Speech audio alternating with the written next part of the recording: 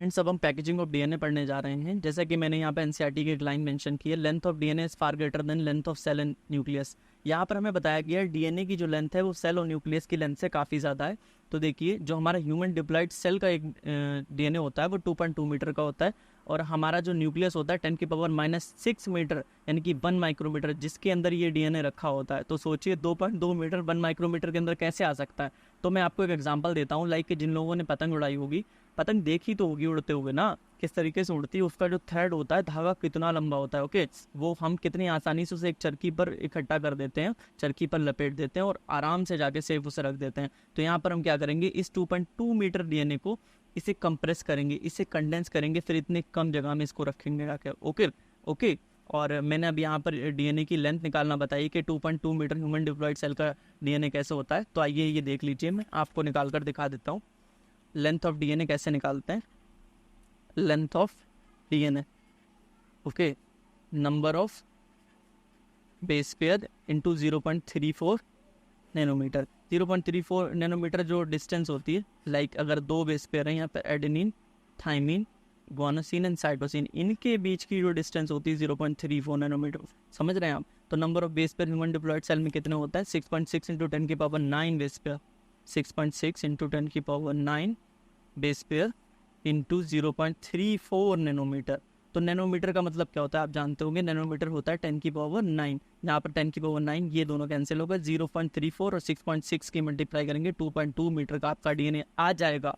Okay, तो अब हमें लेंथ ऑफ डीएनए डिप्लॉयड की पता चल गई, हैप्लॉयड की क्या 1.1 मीटर, डिप्लॉयड की 2.2 मीटर, हैप्लॉयड की 1.1 मीटर। इस बार ये क्वेश्चन आया था नीट में, तो उन्होंने हैप्लॉयड की पूछी थी तो 1.1 मीटर, कुछ बच्चों ने ये 2.2 मीटर लगा दिया था, उनका गलत हो गया था। ओके, तो आपको बता दो, we need to condense and compress DNA as a length of diploid human cell DNA is 2। तो यहाँ पर वही चीज़ बताई जो मैंने आपको भी समझाया था, डीएनए की लेंथ जो होती है 2.2 मीटर होती है, और इसको हमें कहाँ रखना होता है, 10⁻⁻6 यानी कि 1 माइक्रोमीटर के स्पेस में रखना होता है। कितना मुश्किल है ये चीज़। तो इसके लिए ही तो हम पैकेजिंग कर रहे हैं, डीएनए की पैकेजिंग क्यों कर रहे हैं, प्रोकैरियोट्स में, यूकैरियोट्स में क्यों पैकेजिंग। प्रोकैरियोट्स में तो खैर न्यूक्लियस नहीं होता, फिर भी ऐसे स्कैटर्ड फॉर्म में नहीं होता, एक जगह पर न्यूक्लियोइड जो रीजन होता है उसके अंदर ऐसे डीएनए रखा होता है। ओके, और यूकैरियोट्स में तो न्यूक्लियस के अंदर होता है। तो इतना लंबा डीएनए हम कैसे रखेंगे, उसकी पैकेजिंग करते हैं, उसको कंप्रेस और कंडेंस करके इतनी कम जगह में रखते हैं लाकर। ओके, अब मैं आपको यहाँ पर कुछ कंसेप्ट बताऊंगा जिससे कि आपकी ट्रांसक्रिप्शन की जो नॉलेज है वो बहुत ही ठीक हो जाएगी।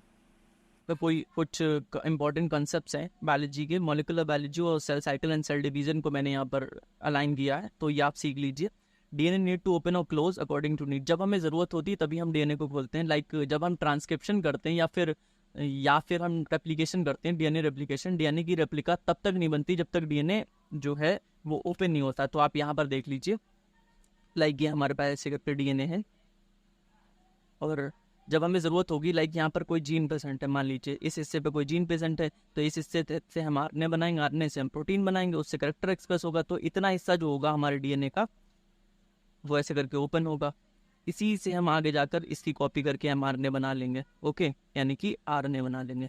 तो डीएनए को खुलना पड़ता है, रेप्लिकेशन या ट्रांसक्रिप्शन के केस में भी यही होता है। तो ये चीज़ आप सीख लीजिए। ओके, अब मैंने यहाँ पर फेजेस के बारे में बताया है cell cycle and cell division में, जिन्होंने पढ़े हैं, अगर नहीं पढ़े तो मैं आपको पूरी तरह से सारी इन्फॉर्मेशन दे दूंगा। तो आप देख लीजिए 4 फेजेस होते हैं, M phase, G1 S, G2 phase. M phase जो होता है इसे डिवीजन फेज कहते हैं, इसी के अंदर डिवीजन होता है। ओके, और यहाँ पर जो डीएनए होता है वो क्रोमोसोम के फॉर्म में प्रेजेंट होता है, G1 एस, G2 में क्रोमेटिन के फॉर्म में प्रेजेंट होता है। मैंने आपको ये एक चीज़ बताई अभी कि डीएनए जब तक ओपन नहीं होगा तब तक डिवीजन नहीं हो सकती, तब तक रेप्लिकेशन या ट्रांसक्रिप्शन नहीं हो सकती। G1 एस, G2 में क्या होता है, G1 और G2 में होती है ट्रांसक्रिप्शन, यानी कि आरएनए बनाते हैं, आरएनए से प्रोटीन बनाते हैं जिससे कि कैरेक्टर एक्सप्रेस हो सके। एस में आपको पता है डीएनए रेप्लिकेशन होती है, तो यहाँ पर भी ओपन होगा। तो ओपन डीएनए अगर रेप्लिकेशन या फिर ट्रांसक्रिप्शन करना है तो उसके लिए हमारा जो क्रोमेटिन है, जो डीएनए है, वो इस फॉर्म में प्रेजेंट हो जिससे कि इजिली ओपन हो सके। लेकिन एम फेज में क्या डिवीजन करना होता है, तो क्रोमोजोम के फॉर्म में, chromosome is the most condense form DNA. तो ये क्या है, ये सिर्फ डिवाइड कर सकता है, इससे रेप्लिकेशन या ट्रांसक्रिप्शन कुछ भी नहीं हो सकती। मैं आपको बताता हूँ, जब डीएनए डिवाइड करता है, आपने ऐसे करके देखा होगा, ऐसे एम फेज में, मेटाफेजिक प्लेट में यहाँ पर कुछ वो आ जाते हैं, स्पिंडल फाइबर्स यहाँ से ऐसे करके निकलते हैं, यहाँ से निकलते हैं, यहाँ से निकलते हैं, यहाँ से निकलते हैं। तो क्रोमोजोम जो होते हैं वही एनाफेज में ऐसे करके जाकर सेपरेट होते हैं एक दूसरे से। कभी ऐसा नहीं होता कि ये क्रोमेटिन है, क्रोमेटिन सेपरेट हो जाए, नहीं। क्रोमेटिन हमें किस चीज़ के लिए चाहिए होता है? क्रोमेटिन इसलिए, देख लीजिए आप एक चीज़ समझिए, पहले मैं आपको समझाता हूँ। ये हमारा डीएनए है ऐसे करके, ये कंडेंस हुआ, फिर और ज़्यादा कंडेंस हुआ, फिर यहाँ तक कि ऐसा हुआ कि मोस्ट कंडेंस हो गया। तो ये डीएनए, यहाँ से यहाँ तक क्रोमेटिन, ये क्रोमोसोम। ओके, तो ये शुरुआत वाला जो हिस्सा होता है वो यूक्रोमेटिन, और ये हेट्रो होता है जो ज़्यादा कंडेंस होता है। इसको मैं थोड़ा और कंडेंस कर देता हूँ, आप देख लीजिए ऐसे करके, ठीक है। तो डीएनए जो होता है वो ज़्यादातर क्रोमेटिन के फॉर्म में होता है, G1 S G2 में, और यू क्रोमेटिन जो होता है वो कम कंडेंस होता है। हमें मालूम है कि हमें ट्रांसक्रिप्शन या फिर रेप्लिकेशन करने के लिए क्या करना पड़ेगा? डीएनए को खोलना पड़ेगा। तो ये हिस्सा खुल जाता है। हेट्रोक्रोमेटिन इसलिए नहीं खुलता, ये ज़्यादा कंडेंस होता है, ये ईजी नहीं होता ओपन होना, इसलिए इसकी ट्रांसक्रिप्शन नहीं होती। ये ट्रांसक्रिप्शनली इनएक्टिव होता है, ये ट्रांसक्रिप्शनली एक्टिव होता है, क्योंकि euchromatin easy to open है। ओके, और क्रोमोसोम जो होते हैं वो तो सबसे ज़्यादा कंडेंस होते हैं, तो ओपन हो ही नहीं सकते, इसका सिर्फ और सिर्फ डिवीजन हो सकता है। तो अब आप देख लीजिए, अब मैंने यहाँ पर वही चीज़ जो उधर आपको समझाई वही है यहाँ पर, और ये नोट डाला for replication transcription of DNA need to open. तो रेप्लिकेशन या ट्रांसक्रिप्शन जब तक नहीं होगा जब तक डीएनए जो है वो ओपन ना हो। तो अब हम देखते हैं पैकेजिंग इन प्रोकैरियोट्स।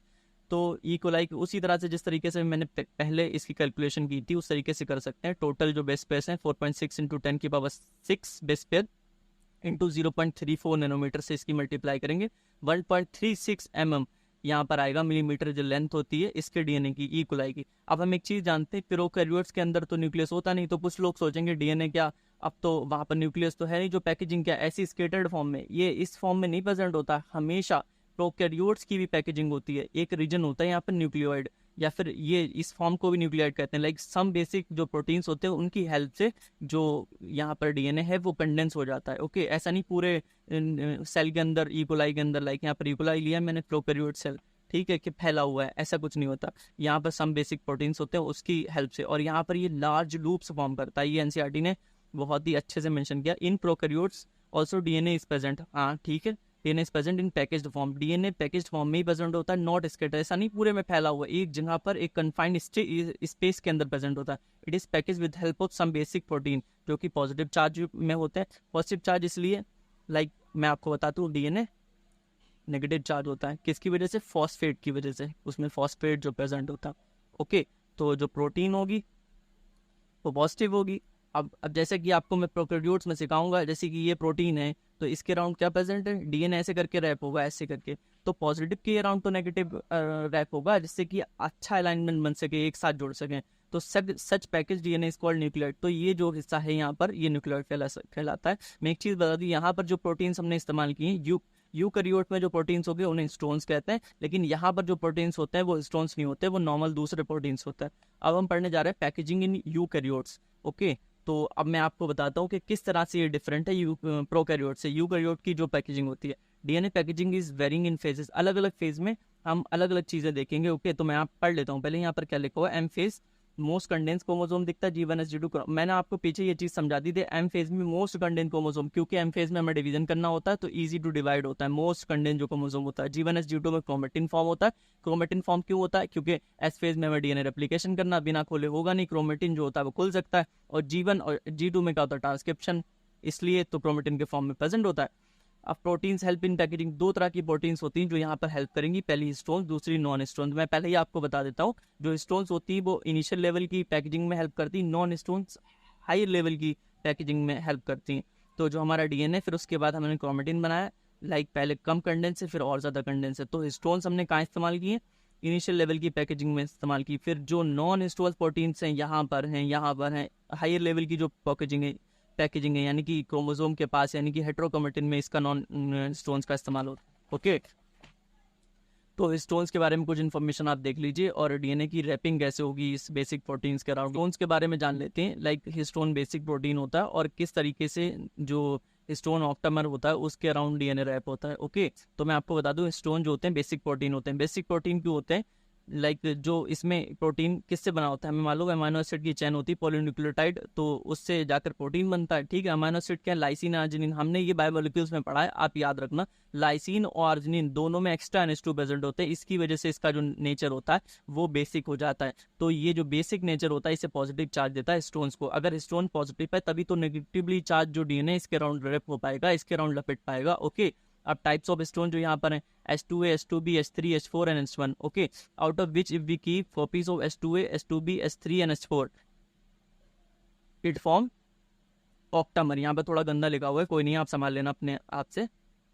जिसमें कि H1 होती ये ऑक्टामर में हेल्प नहीं करती। ओके, ये जो चारों होती है स्टोन ऑक्टामर, देख लीजिए H2A की कॉपी हो गई, H2B की कॉपी हो गई, H3 और H4 सबकी मैंने डबल डबल कॉपी ली, स्टोन ऑक्टामर बन गया। जिसमें मैंने कितने टाइप की 4 टाइप की स्टोन्स का इस्तेमाल किया। अब मैं आपको दिखाता हूँ DNA रैपिंग कैसे होती है। लाइक यहाँ पर मैंने पॉजिटिवली चार्ज स्टोन ऑक्टामर लिया, अब DNA आया ऐसे करके रैप हो गया, रैप हो गया। अब ये चीज़ खोल ना जाए इसके लिए यहाँ पर सीलिंग करना पड़ेगी। सीलिंग कौन करेगा, H1 जो हमारे पास स्टोन है वो सीलिंग करता है। तो मैं आपको ये बता दूं लगभग 200 बेस पेयर, ये एनसीईआरटी में मेंशन है, इंपॉर्टेंट डेटा है, MCQ में पूछा जा सकता है। 200 बेस पेयर ऑफ DNA ऐसे करके लपटा होता है। लगभग एक चीज़ मैं आपको समझाता हूँ, लाइक मेरे पास ये मार्कर है, तो ये 1.7 टन मैं आपको समझाता हूँ। लाइक अगर यहाँ से स्टार्ट किया, यहाँ से घूम के फिर यहाँ पहुंचे 1 टन हो गया, यहाँ पर 1.5 टन हो गया, यहाँ पर 1.75 टन हो गया, इस तरीके से लपटा हुआ है। ओके, तो DNA is wrap on octamer 1.7 turn 75 turn, जो कि 200 बेस पर ऑफ DNA बनता है। इतना DNA लपटा। इलेक्ट्रॉन माइक्रोस्कोप से अगर हम इसे देखते हैं तो बीट्स ऑन स्ट्रिंग, लाइक कोई धागा है उसके ऊपर मोती बोए हुए हैं, इस तरीके से हमें ये दिखाई देता है। और H1 store do ceiling of DNA, ये भी इंपॉर्टेंट याद रखें। न्यूक्लियोजोन क्या होता है मैं आपको बता देता हूँ। ऑक्टामर प्लस रैप DNA, जो ऑक्टामर है इसके अराउंड जो 200 base pair of DNA wrap है, वो जो हिस्सा होता है वो यहाँ पर का जो हिस्सा है वो न्यूक्लियोसोम कहलाता है। ऑन 1 ऑक्टामर 200 बेस पर DNA रैप होता है, मैं आपको बता चुका हूँ। Stone octamer help in initial level of packaging, और नॉन हिस्टोन क्रोमोसोमल जो प्रोटीन होते हैं वो हाई लेवल ऑफ पैकेजिंग में हेल्प करते हैं। पहले ये चीज़ आपको बता चुका हूँ। अब लाइक प्रीवियस फिगर आप देख सकते, यूक्रोमेटिन और हेट्रोक्रोमेटिन में आपको बता चुका था। लाइक इस तरीके से अगर है ये देख सकते हैं आप, ये इस तरीके से, और फिर आगे जाकर क्या होगा, खूब ज़्यादा, बहुत ही ज़्यादा इसकी कंडेंसेशन हो रखी है। ये हेट्रो हो गया, ये यूक्रोमेटिन, यू का मतलब ट्रू, जिसकी ट्रांसक्रिप्शन हो सके, क्योंकि ये ओपन हो सकती है तभी ट्रांसक्रिप्शन होगी, ये ओपन हो नहीं सकती तो इसकी ट्रांसक्रिप्शन होना ही नहीं है। तो आप समझ रहे हैं बोर्ड्स वाले बच्चों किस तरीके से मैं चीज़ों को एक्सप्लेन कर रहा हूँ, रिलेट कर कर, ऐसे नहीं कि थ्योरेटिकल फॉर्म में पढ़ाता चला गया। ये जेनेटिक्स है, इसको इसी तरीके से समझना चाहिए। तो यूक्रोमेटिन जो है वो लेस कंडेंस होती है, हेट्रोक्रोमेटिन मोर कंडेंस होती है, ट्रांसक्रिप्शनली एक्टिव क्योंकि ओपन हो जाती है, और ये इनएक्टिव होती है। Light stain and dark stain, क्योंकि यूक्रोमेटिन इतना कंडेंस नहीं होती ना, इतनी लाइट स्टेन का मतलब डाई एब्जॉर्ब नहीं कर पाती है, ज़्यादा एब्जॉर्ब कर लेती है, इसलिए डार्क स्टेन दिखाई देता। वीडियो इसमें मैंने आपको पैकेजिंग ऑफ DNA समझाया कि प्रोकैरियोट और यूकैरियोट में कैसे DNA कैसे पैकेजिंग होती है। सो फ्रेंड्स, आज का लेक्चर हमारा यही था पैकेजिंग ऑफ DNA के बारे में। इसमें मैंने आपको पैकेजिंग इन यूकैरियोट और प्रोकैरियोट दोनों समझा दिया, और बहुत ही कॉन्सेप्चुअली समझाया। आई होप आपको ये पसंद आया होगा। तो बायोलॉजी से रिलेटेड और वीडियोस पाने के लिए आप चाहते हैं तो मुझसे जुड़ें और मेरे चैनल को सपोर्ट करें, लाइक शेयर एंड सब्सक्राइब करें, अपने फ्रेंड्स को ज़रूर शेयर करें, और CBSE की सारी नोटिस जो भी आती रहेंगी अपकमिंग नोटिस मैं आपके साथ ज़रूर शेयर करूँगा। Thank you guys.